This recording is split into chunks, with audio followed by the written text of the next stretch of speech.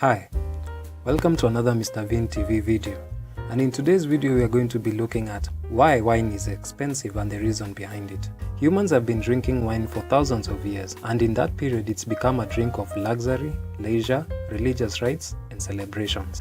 There are several types of wines, namely table wines, investment wines, natural wines and sparkling wines. And the one thing that ties them all together is they are not cheap. Though you can still find bargains with the ones in supermarkets, however, the best bargains are always going to be from lesser known regions and lesser known grapes. So, is the wine business only for rich people, or is there room for you to make money? Stick with me till the end of the video to find out. Most expensive wine comes from France. Makes sense why most vocabulary used to depict wine comes from France too. The name given to a wine expert is sommelier. One of the reasons why wine is expensive to buy is because it's incredibly expensive to make. Before you get to the grapes, you have to consider the soil, and in the wine making process, the soil matters a lot. Wine is all about terroir, a French term that means the way how the wine tastes is influenced by the way the climate, soil, weather and other elements in the region influence how the grapes grow and taste. Places that have been known to produce good grapes and good wine are desirable to wine buyers and producers. So for example, if you are buying a vineyard, you are actually paying for the terroir, and the better it is, the more you will pay for that piece of land, and the more you will get to charge for the wine that's made there.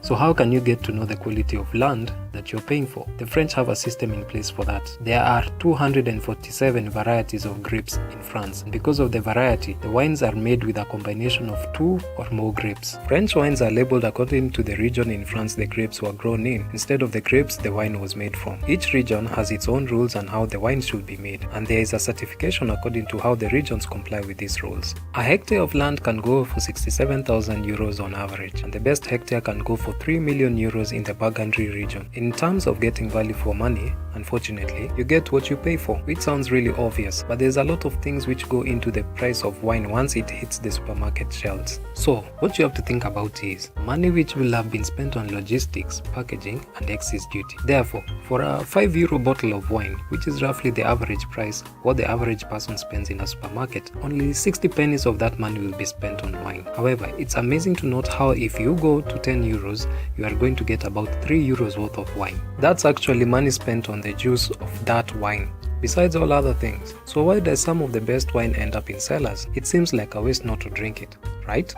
Well, the more a bottle of wine stays kept, the more it matures and the price goes up. Gives meaning to the term old is gold. Holding on or collecting good expensive wine for a couple of years can make you good money in the long run. So wines not only get their price tag from their names, but it's more to do with the process it took to get that bottle of wine to your table. Now that you know the nitty-gritties that go into wine production, be sure to comment on the type of wine you like and why you prefer it to the others that you've tasted before. I personally love wine made from Pinot Noir grapes. Don't forget to subscribe to Mr. Vin TV, and until we meet next time, keep your ears on the grapevine.